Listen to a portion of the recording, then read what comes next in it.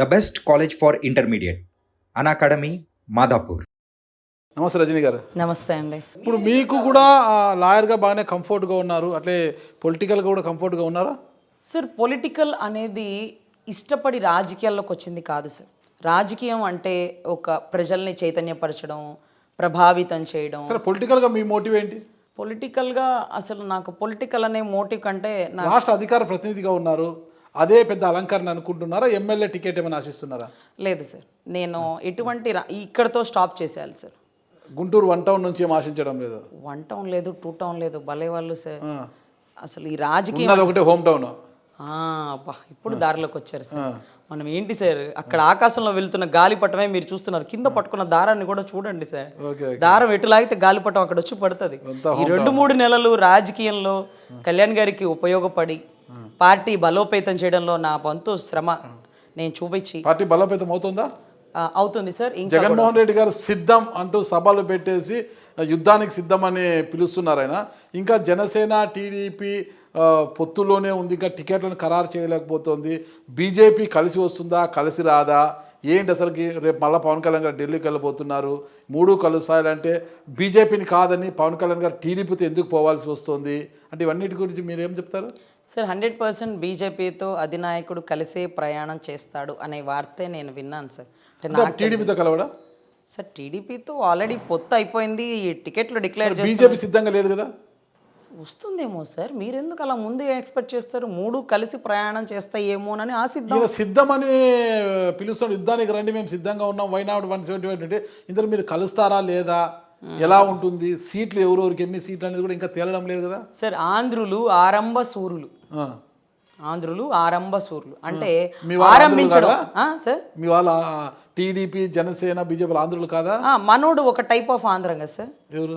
మన గౌరవ జగన్మోహన్ రెడ్డి గారు ముందుగానే దూకుతారు. ఒక బరిలోకి ఒక గిత్త దూకి దూకి దూకి దూకి ఆరాట పడతా ఉంటది. ఎప్పుడు వచ్చాం కాదనన్నా బుల్లెట్ దిగిందా లేదా అనే పంచ్ డైలాగ్ బాగుండలే. మరి బుల్లెట్ దింపుతారా? 100% సార్. ఎవరు దింపుతారు బుల్లెట్? పవన్ కళ్యాణ్ గారు దింపుతారా, చంద్రబాబు గారు దింపుతారా, అంటే పురంధేశ్వర గారు దింపుతారా? ముగ్గురు కలిసే సార్. ముగ్గురు కలిసి ఒక వ్యక్తికి బుల్లెట్ దింపాలంటే ముగ్గురు కలిసి రావాలి. అంటే ఆ వ్యక్తి బలమైన వాడు అంటారా? రావణాసురుడు లేదు, నేను అనడం లేదు. ఆ వ్యక్తి బలవంతుడు బలహీనుడు ప్రజలు చూస్తారు. అంటే బుల్లెట్ దింపేది ఎవరు ఇక్కడ అని సార్. ఇప్పుడు రావణాసురుని చంపడానికి రాముడు వచ్చాడు, ఆంజనేయుడు వచ్చాడు, సుగ్రీవుడు సహాయం చేశాడు. పాపం లంకలో ఉండే విభీషణుడు, రఘురామకృష్ణరాజు గారు లాంటి వారు ఆయన కూడా వచ్చి కలిసి పని చేశారు. రాముడు ఎవరు, సుగ్రీవుడు, ఆంజనేయ స్వామి ఎవరు ఇక్కడ? మీరు మరి కాంట్రవర్సీ అనుకున్నాను, కానీ ఇంత కాంట్రవర్సీ ఎవరెవరికి ఏ పేర్లు పెట్టాలంటే ఒకళ్ళు పెంచినట్టు ఒకళ్ళు తగ్గించినట్టు అట్లా కాదు మేడం. ఇక్కడ సరే జగన్మోహన్ రెడ్డి గారిని మీ భాష రావణాసుడే అనుకుంటాం, రావణుడే అనుకుంటాం కాసేపు. అక్కడ కలిసి వచ్చిన వారిలో రాముడు ఎవరు, ఆంజనేయుడు ఎవరు, సుగ్రీవుడు ఎవరు, ఎవరు అక్కడ? అందరూ కలిసి అన్నాను సార్. మళ్ళీ ఇప్పుడు ఎవరి పేర్లు చెప్తే వాళ్ళకి మీరే అన్నారు కదా, రాముడు వచ్చినాడు, రాముడు అంటే సుగ్రీవుడు వచ్చినాడు, ఆంజనేయుడు వచ్చినాడు, మీరే అన్నారు కదా. అవును, అక్కడ ఈ రావణుని చంపి ఎవరు వచ్చారు? సరే, ఇప్పుడు లంకలో ఉండే రావణాసుని చంపడమే అంతిమ లక్ష్యం. రామబాణం లాంటి ఓటు ద్వారా చంపుతారు. ఆ రామబాణాన్ని వదిలేదెవరు? వదిలేదెవరు? జనాలు, రాష్ట్ర ప్రజలు ఓటేసేది. రాష్ట్ర ప్రజలు ఓటేసేది. వాళ్ళని ప్రభావితం చేసేటటువంటి వ్యక్తులు వీళ్ళు. ఏది మన పురంధేశ్వరి కానీ, లేకపోతే పవన్ కళ్యాణ్ గారు కానీ, లేకపోతే చంద్రబాబు నాయుడు గారు కానీ, ఇలా ఆలోచించండి. జగన్మోహన్ రెడ్డి గారు చాలా బలవంతుడు అని పవన్ కళ్యాణ్ గారు ఫీల్ అవుతున్నారా? ఇంత సీన్ లేదు సార్. అంత సీన్ లేనప్పుడు పవన్ కళ్యాణ్ గారు బీజేపీతోనే జత కట్టి పోటీ చేయొచ్చు కదా. టీడీపీతో ఎందుకు జత కట్టారు అనే సార్. అంతే కదా సార్. బీజేపీ బలం సెంటర్లో ఉంటుంది, పవన్ కళ్యాణ్ గారు బలం ఉంది కదా ఇక్కడ. సార్, ఒక మనిషి బలం అంటే ఇప్పుడు మీకు వాలి సుగ్రీవుడు యుద్ధం తెలుసండి? కొంతవరకు తెలుసులేండి, చదువుకున్నాను చూసినాను కాబట్టి కొద్దిగా తెలుసు కదా. మీ అంత నాలెడ్జ్ లేకపోతే కొంత తెలుసు, కొంత తెలుసు కదా. కొంత తెలుసు, మీ అంత నాలెడ్జ్. సరే, ఇప్పుడు వాలిని చంపడానికి సుగ్రీవుడు వెనకాల ఉన్నటువంటి రాముడు ఒక కుటిల రాజకీయం చేశాడని మీలాంటి కాంట్రవర్సీ వాళ్ళు మాట్లాడతారు. కానీ సుగ్రీవుడు డైరెక్ట్ గా వాలితో యుద్ధం చేస్తే ఆయన బలం తగ్గిపోతుంది. సో ఇప్పుడు గౌరవ జగన్మోహన్ రెడ్డి గారికి ఎదురుగా వెళ్ళి పవన్ కళ్యాణ్ గారు యుద్ధం చేయడం వల్ల ఒకవేళ అక్కడేమన్నా ఇబ్బంది జరుగుతుందేమో, కలిసి వెళ్ళడం వల్ల అవతల వ్యక్తిని మనము చంపడానికి, లేకపోతే గద్దె దించడానికి, లేకపోతే అతన్ని అదపాతాడానికి 43,000 కోట్ల స్కాముల్లో కేసులు 28% ఓట్ బ్యాంక్ ఉంది కాపులది. పవన్ కళ్యాణ్ గారు కాపు సమాజం, అతను కాపులంతా ఓన్ చేసుకున్నారు. ఇక ఆయన సినీ స్టార్, పవర్ స్టార్ కావచ్చు, ఆయన యూత్ ఫాలోయింగ్ ఉంది, అందరూ ఫాలోయింగ్ బాగుంది, అతనికి అభిమానులు ఎక్కువ ఉన్నారు, ఆ సామాజిక వర్గం బలం ఎక్కువ ఉంది. ఇంత బలం ఉన్న పవన్ కళ్యాణ్ గారు జగన్మోహన్ రెడ్డి గారికి భయపడ్డం ఏంటి? సార్, ఒక్క కులంతో రాజకీయం చేయొచ్చని ఎవరు మీకు చెప్పారో నాకు తెలియట్లేదు, కానీ కాపులు కులాలను బేస్ చేసుకుని రాజకీయాలు జరుగుతున్నాయి కదా. కాపులు మొత్తం కట్టగట్టుకొని వచ్చినా సరే ఒక రాజకీయ పార్టీ ఒక కుల పార్టీ అవ్వదు సార్. అంతే, 100% అన్ని కులాలు కలవాలి. కాపులందరం ఉన్నాం, మనమందరం ఒక పక్కనే ఉన్నాం అంటే అది అవ్వదు సార్. కుల రాజకీయం అంటారు, అన్ని కమ్యూనిటీలు కలవాలి. జగన్మోహన్ రెడ్డి గారిని ఓడించడానికే పవన్ కళ్యాణ్ గారు టీడీపీతో జత కట్టారు అంటారు మీరు. రాష్ట్రంలో ప్రజాస్వామ్యాన్ని కాపాడడానికి, రాష్ట్రానికి రాజధాని తీసుకురావడానికి, రాజకీయ భవిష్యత్తుకి, ఏది రాష్ట్ర ప్రజల భవిష్యత్తు కోసం ఫ్యూచర్ ఆలోచించి అధినాయకుడు ఆ నిర్ణయాన్ని తీసుకున్నాడు. ఇప్పుడు రాష్ట్ర ప్రజల భవిష్యత్తు ఏమైంది? ఇప్పుడు రాష్ట్ర ప్రజల భవిష్యత్తు, మీరు ఎక్కడి నుంచి వచ్చారు? హైదరాబాద్ నుంచి వచ్చారు కదా. మీ హైదరాబాద్కి మా ఆంధ్రాకి ఎట్లా తేలా ఉందో చూస్తున్నారు కదా.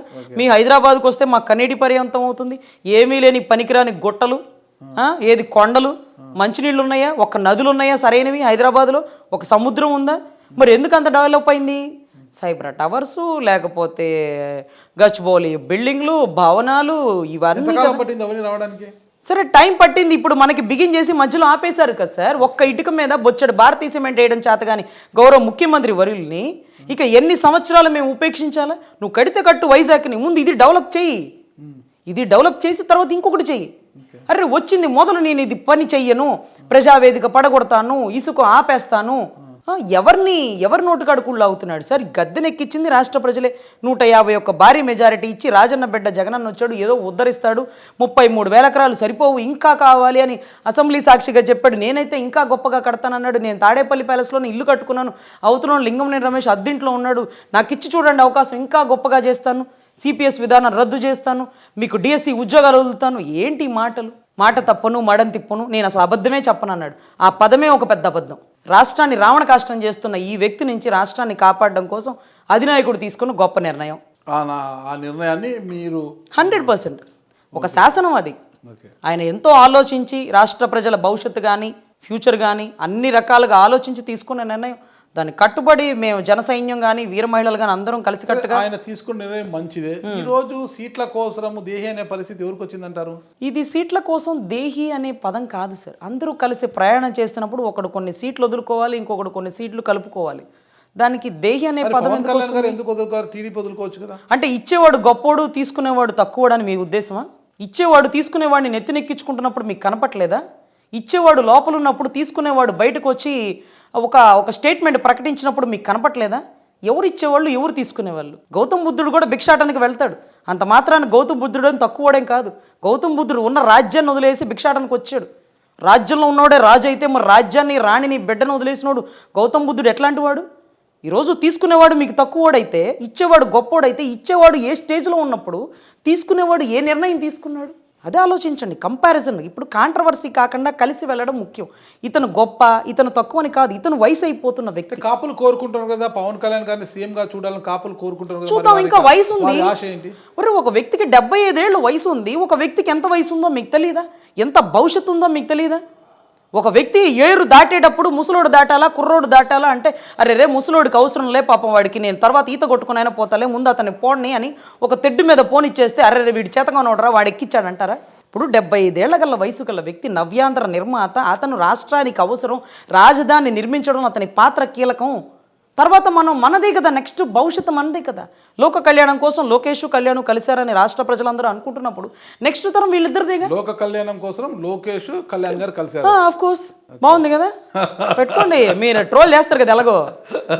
సో ఖచ్చితంగా నెక్స్ట్ భవిష్యత్తు జనరేషను అంతా నిజాయితీ పరుడైనటువంటి పవన్ కళ్యాణ్ గారు వెనకెలా నడుస్తారండి. ఈరోజు ఒక వ్యక్తిని ముందుకు మీరు వెళ్ళండి సార్ అని ఒక వ్యక్తికి చెప్తే ఆ వ్యక్తి ముందుకెళ్తా వెళ్ళిపోడండి. వెనకాల వ్యక్తి ఎంత గొప్పోడు కాకపోతే మనల్ని పంపిస్తాడంటాం. మనం వెనకాలే ఉన్నట్టు ఉంటుంది, కానీ వెనకాల ఉండి నడిపిస్తుంది మనమేనేమో అని రాష్ట్ర ప్రజలు భావించవచ్చుగా. ఈరోజు ఆయన ఇస్తున్నాడు, మీరు దేహి అంటున్నారు. దేహి అనడం కాదు సార్. దేహి అని గౌతమ్ బుద్ధుడు అదే చెప్పాడు. సాయిబాబా కూడా భిక్షాటనకే వచ్చి దేహి అనే అన్నాడు. దేహి అన్నోడు ఎప్పుడు తక్కువ కాదు సార్. దేహి అన్నోడు ఎప్పుడు తక్కువ కాదు. నెక్స్ట్ జనరేషన్ మొత్తం ఆయనే సార్. టీడీపీ శ్రేణులు సైతం పవన్ కళ్యాణ్ గారంటే బా కరెక్ట్ మనిషి అయ్యా, నిజాయితీ పరుడయ్యా ఒక సింబల్ ఉంది సార్.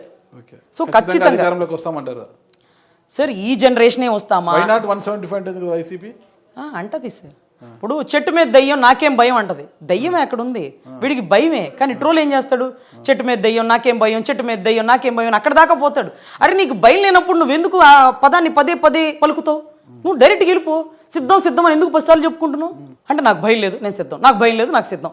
నాకైతే అదే ట్రోల్ గుర్తుకొస్తుంది. చెట్టు మీద దయ్యం నాకేం భయం అనే కాన్సెప్ట్ గుర్తుకొస్తుంది. నువ్వు సిద్ధమైనప్పుడు చెప్పాల్సిన పనే ఉంది.